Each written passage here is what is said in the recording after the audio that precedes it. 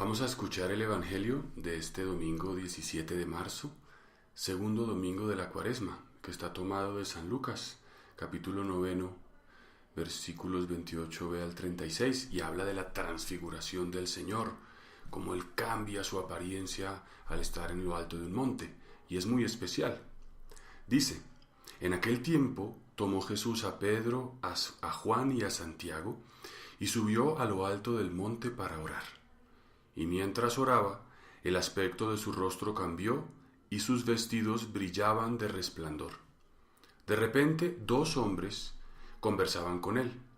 Eran Moisés y Elías, que apareciendo con gloria, hablaban de su éxodo, que él iba a consumar en Jerusalén. Pedro y sus compañeros se caían de sueño, pero se espabilaron y vieron su gloria y a los dos hombres que estaban con él. Mientras estos se alejaban de él, Pedro dijo a Jesús: Maestro, qué bueno es que estemos aquí. Haremos 3 tiendas, una para ti, otra para Moisés y otra para Elías. No sabía lo que decía. Todavía estaba diciendo esto cuando llegó una nube que los cubrió con su sombra.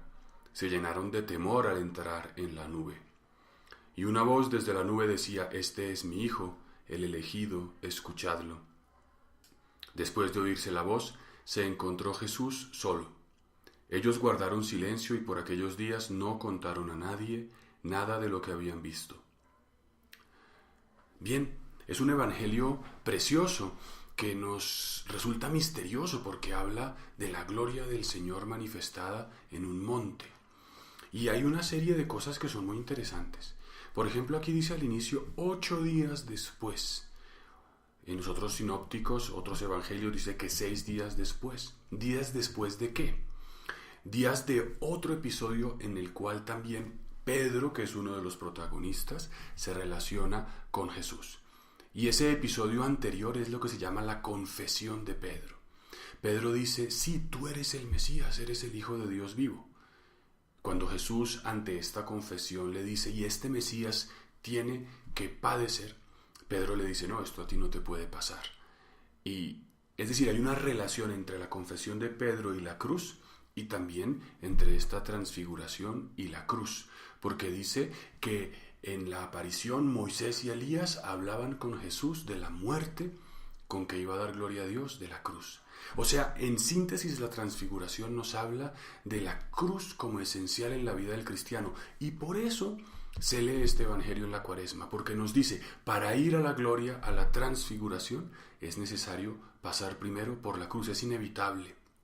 La queremos evitar, la queremos rechazar, no la queremos cargar, pero la cruz es fundamental. La gloria de Dios se manifiesta habiendo pasado por la cruz.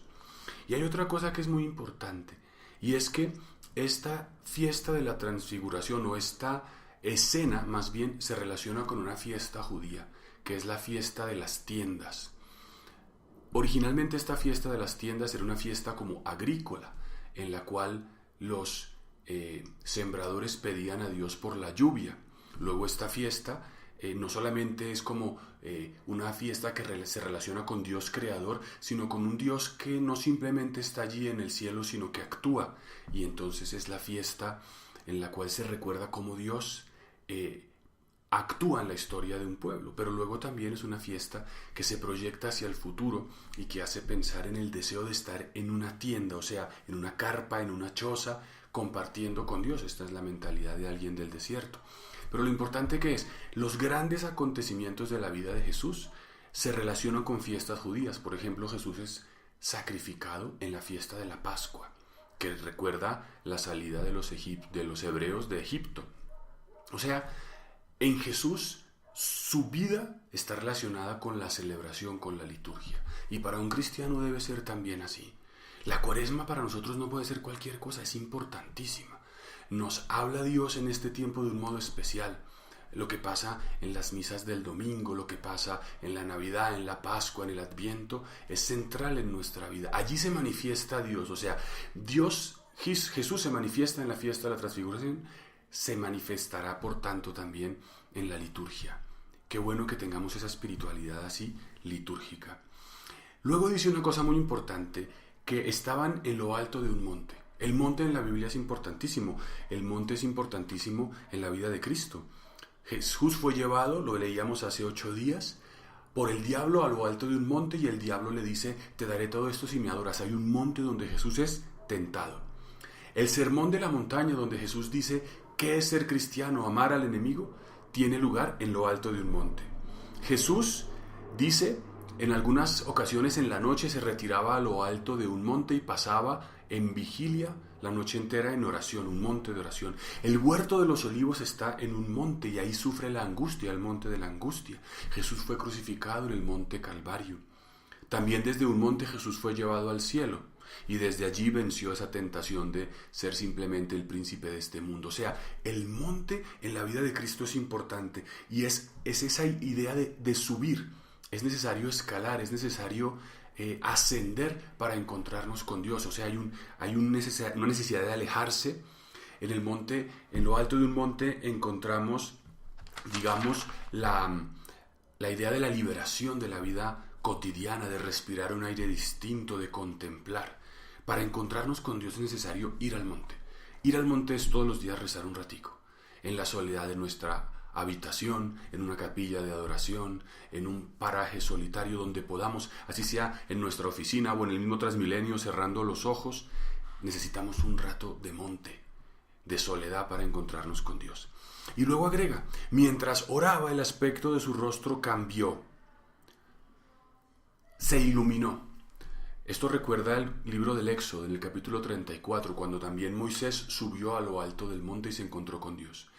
Moisés vio a Dios y su rostro se iluminó. De alguna manera, cuando Moisés bajó del monte, la luz de Dios se reflejó en su rostro. En este caso, no es la luz de Dios la que se refleja en Jesús, sino que de dentro sale una luz hacia afuera, porque Cristo no simplemente refleja la luz de Dios, sino que Él es la luz, Él es Dios. Por eso en el credo decimos que Cristo es luz de luz, Dios verdadero de Dios verdadero, engendrado y no creado. Y finalmente, dice aquí que se les aparecieron Moisés y Elías y que hablaban de la cruz. Sabemos que Moisés es aquel por quien nos fue dada la ley. Y Elías es uno de los grandes profetas. O sea, todo el Antiguo Testamento se hace presente para este momento de la transfiguración. Y Moisés fue el que guió al pueblo saliendo desde Egipto por el Mar Rojo para una tierra prometida. Jesús es como el nuevo Moisés, que ya no simplemente saca a un pueblo de una situación de esclavitud temporal, sino que a todos nos saca de nuestra esclavitud. Así como el pueblo pasa por el Mar Rojo, Jesús pasa por el Mar Rojo, que es la cruz, la sangre, el sufrimiento, para llevarnos a la tierra prometida, a la felicidad. Es muy importante, ¿no? Cristo dialoga con ellos sobre lo que va a pasar.